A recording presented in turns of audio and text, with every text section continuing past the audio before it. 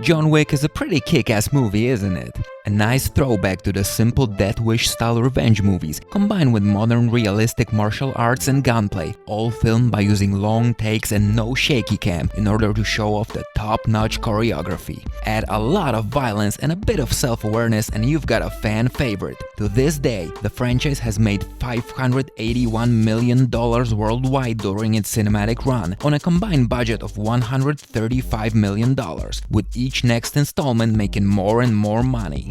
With all that said, why does John Wick 3 blow so much ass? Okay, let's start with the positives. The action is still really good, there's a lot more variety to it and the scale is bigger than in the previous entries. Lawrence Fishburne is hemming it up like a butcher at a pig farm and he steals every scene he's in. A pure joy to watch. That's about it. Now on to the negatives. Remember how simple the first movie was? The plot can literally be summed up with, "My name is John Wick, you killed my dog, prepare to die." It was made this way so that the plot doesn't get in the way of all the action. John Wick 3 is not a simple revenge story. It's a ridiculously convoluted dark fantasy movie about a secret society which has its own government, legal system and currency. Remember the Continental Hotel, a shady establishment which also serves as a safe haven for hitmen? It was there to add some personality to the first movie and make the world a bit richer. In John Wick 3, the Continental Hotel gets deconsecrated by an adjudicator on behalf of the High Table because they didn't execute Wick when he became excommunicado. Everybody got that? There are all these weird rituals that make no sense. At one point, John goes to this Russian underground training facility for wrestlers and ballerinas. Once there, he meets a weird old gypsy-looking woman who runs the place, gives her a rosary, she rips out the cross, and then John gets branded like cattle with a symbol of an upside-down cross in the middle of his back. That procedure allows him to get a safe transport out of the city. Yes, that really happens and it's not the only instance of something like this in the movie. Why is that being done?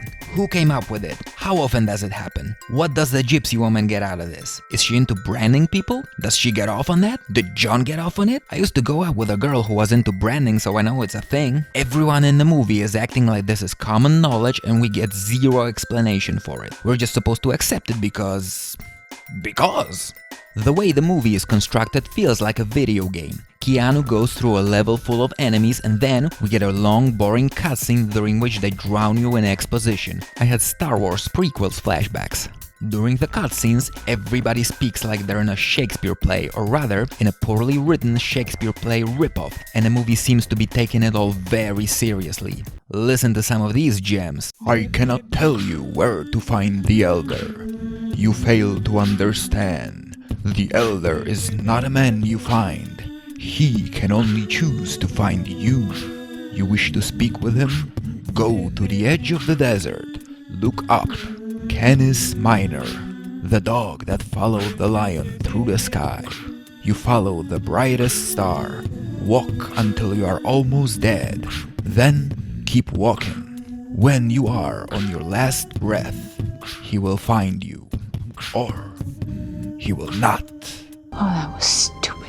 We spent a solid 45 minutes listening to this kind of dialogue. It's like the writers forgot that nobody cares about the lore. They just want to see Keanu murder some dudes. Speaking of Keanu, he's such a bad actor in this movie. He was never anything more than mediocre, but here he reaches new levels. He delivers every line as if he's been constipated for the past few hours and is starting to hurt. He clearly put a lot of effort into learning how to fight and shoot guns. The fight choreography must have taken months to perfect. He does look awkward when he kicks because he's not very flexible, but aside from that, I see no issues. If only he spent at least half as much time on standing in front of the mirror and practicing his lines. That would be nice.